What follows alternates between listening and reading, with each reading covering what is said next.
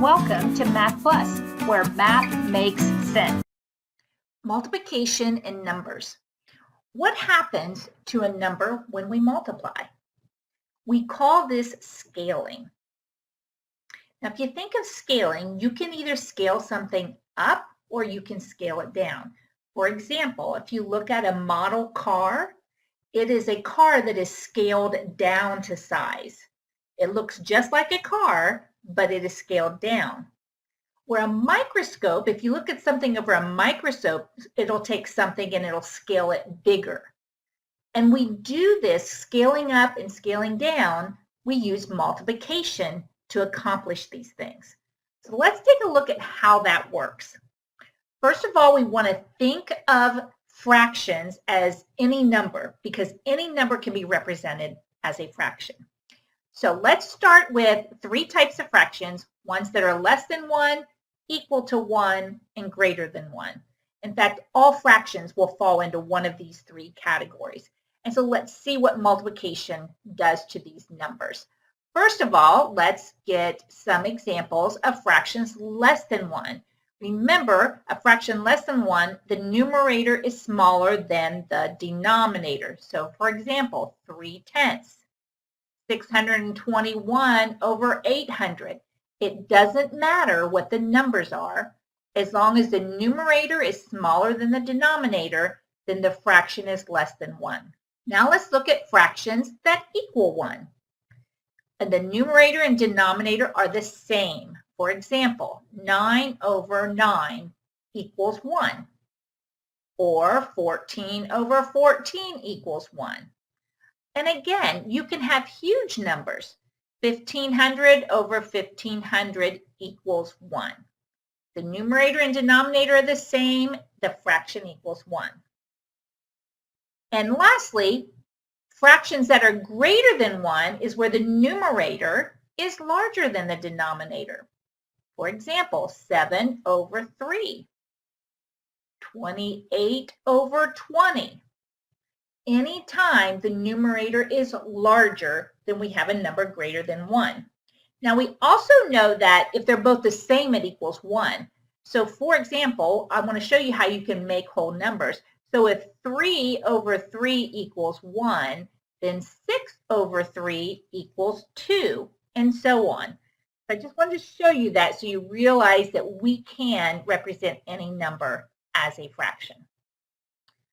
Okay, let's see what that does. Here are some scaling problems. We are going to take the number 3.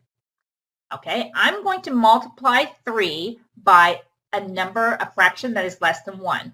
Let's try 3/4. I'm going to multiply it by 3/4, and let's see what it does to the number 3. That equals 9 over 4, which equals 2 and 1/4. Notice my answer is smaller than the 3. So when I multiplied 3 by a fraction less than 1, I got a smaller number. Now I'm going to see what happens when I multiply it by a fraction equal to 1. So 3 times, let's do 2 over 2. 3 times 2 is 6 over 2, and that equals 3.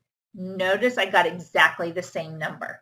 So multiplying by 1, or a fraction that equals 1, keeps the same number. And then lastly, if I multiply 3 by a number that is greater than 1, let's try 8 over 6. 3 times 8 is 24, and that would be over 6, which equals 4. And notice my number is greater. Anytime you want to scale something up, you multiply it by a number greater than 1. When you want to scale it down, you multiply it by a number less than 1. So here's kind of the overview. The number gets smaller when it's less than 1. Equal to 1, the number stays the same. Greater than 1, the number gets larger. Now, let's look at a couple practice problems. For example, which number will make this comparison true? There's a fraction of number over 16 times 3 is greater than 3. So if we want to make 3 get larger, That means that the numerator has to be larger than the denominator.